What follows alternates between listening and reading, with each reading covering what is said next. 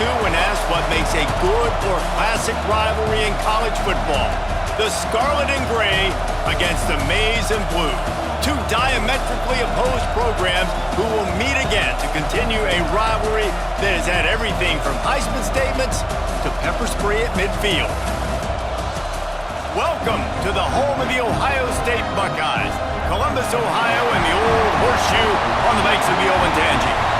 As we'll see a squad from the Big Ten, the Michigan Wolverines, taking on the #1 team in the land, the Ohio State Buckeyes.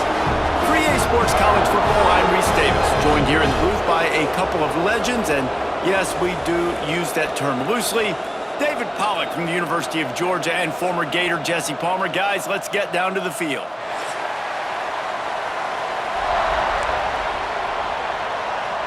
The Buckeyes will get us started with the opening kickoff.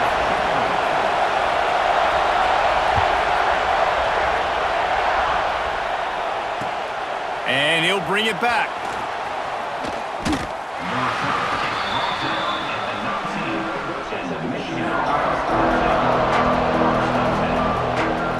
This place is roaring, and it's going to be so hard to operate under these conditions. Now on the option. Rides the back and leaves it. Just gets it to the 28, pickup of 1. These two first squared off in 1897, and this rivalry is almost like a history of the sport itself.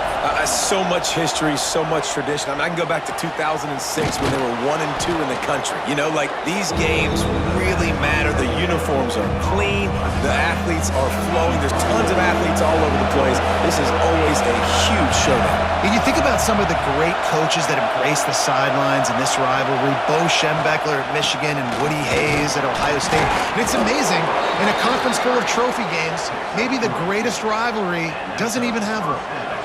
This crowd bringing the energy and noise early. Quarterback on the keeper. Turning it on.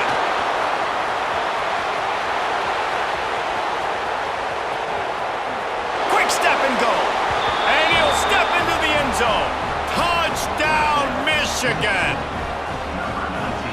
They can use this first score to sort of set the tone, guys, in this rivalry matchup. Man, doesn't this feel good to come out, score early, get the crowd involved, get the nerves out of the way, Palmer, when you're playing in a big rivalry game? Yeah, and I feel like momentum's always a big thing in any game, but in rivalry games, it's that much more important because everybody is going to feed off that first score now.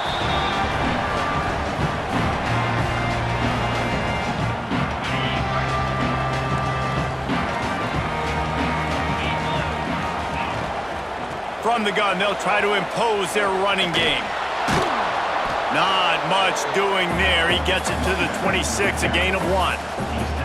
There's so many great rivalries in college football, guys, but I think this one, because of the disdain and the excellence, sort of rises to the top. Yeah, I mean, listen, there are great rivalries scattered all around this country. In-state rivalries, interconference rivalries, great history, great pageantry. But I think what makes Ohio State versus Michigan unique is the fact that more often than not, these are two teams competing for national championships at the end of the year, and this game really does determine the national landscape.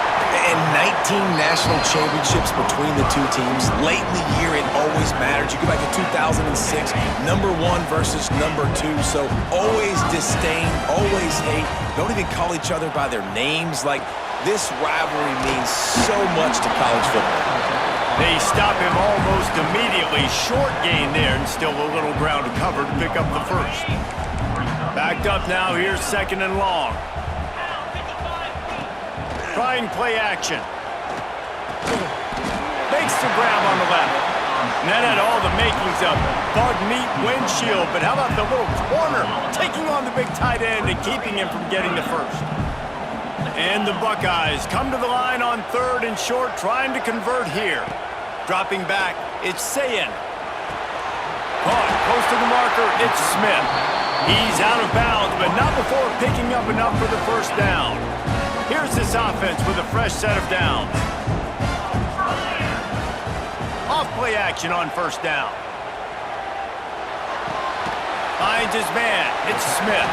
And he goes out of bounds after coming up with positive yardage there. A nice job by the QB there, timing out that drag throw. It's zone coverage, so he's got to make sure he gets it to his receiver in a window to allow him to catch the ball and then turn it upfield. Terrific job getting to him. There was nowhere to go.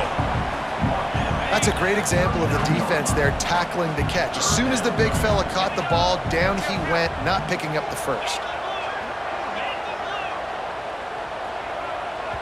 Offense calls a timeout here. Critically important to make sure they have the right play called and everyone on the same page here. The Buckeyes come to the line on 3rd and short, trying to keep the drive alive. Just keep slinging it. Catch in the middle, it's Tate. Just what they'd hoped for on 3rd down as they've got a first at the 32. We asked earlier this week, who's your favorite receiver? And of course he said the open one, but we know who he really wants to go to on 3rd down. The best one. I mean, I think the open one, obviously the politically correct answer, but you want to find the... There he goes! Finally corralled, but not before. He picked up the first down. That throw and catch, a really good example of why coaches don't want a quarterback to get stuck on a particular target, isn't it, David? Yep, that's exactly right. Find the guy who... And he waltzes in for the score. Touchdown, Buckeyes! And this running back is so dangerous down close to the end zone. He's got wiggle, he's got great vision and burst, and he showed all of those attributes right there. And they did tack on the extra point. They're set to kick it off, and this crowd now ready to get behind them. So the kick goes out of bounds, and the ball will be placed at the 40 to start this drive.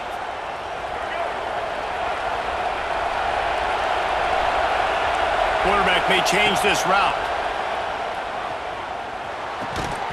And it's incomplete. If you're going to take a hit like that, you might as well hang on to the ball. Plenty of distance between them and the sticks here on 2nd down.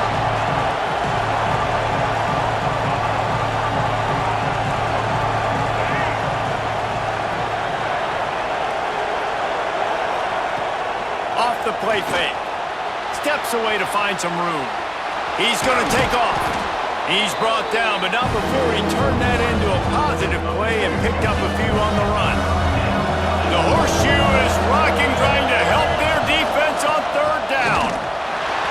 Absolutely nowhere to go as this defense makes a 3rd down stop. They're a couple of yards short of the first down, but the offense will stay out there on 4th down. Converts on 4th down, and he's still going. Hits the accelerator to the right. Touchdown, Wolverines! He broke away from the defense, and they couldn't catch him. And man, that play looked a little bit too easy. 4th down, big situation. You got to get up on these receivers and make it difficult. He gets the football right away, gets all the way to the end zone for the touchdown. We've reached the end of the period, and Michigan has the lead. Guys, let's have a look at the stats as we've played one period. Heading in the opposite directions now as we crank it up in the 2nd. No reason to risk trying to field that one as it skips through the end zone. It'll be a touchback. First play of the period, first down here. Power football with the run.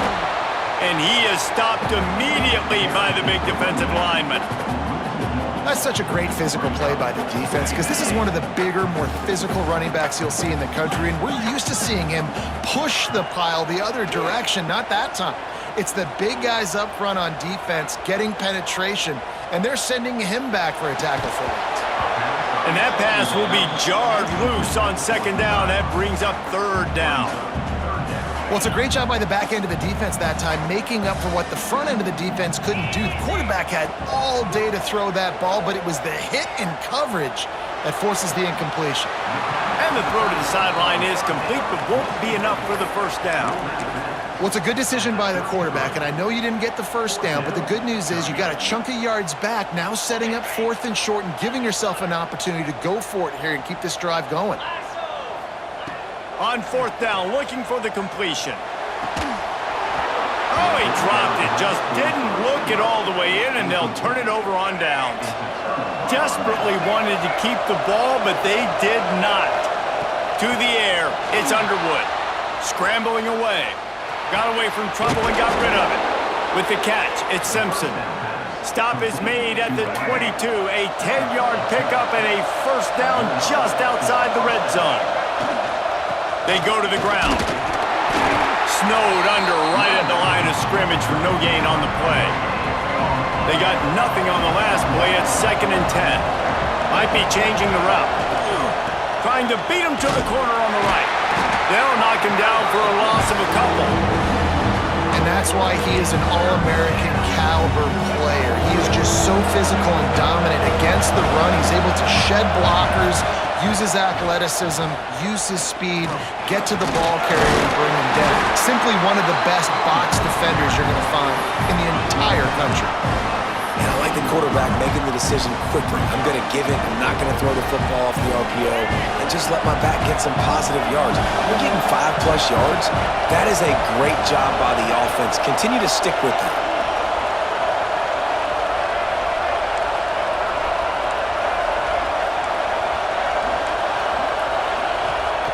On 4th down, he'll try to toss it.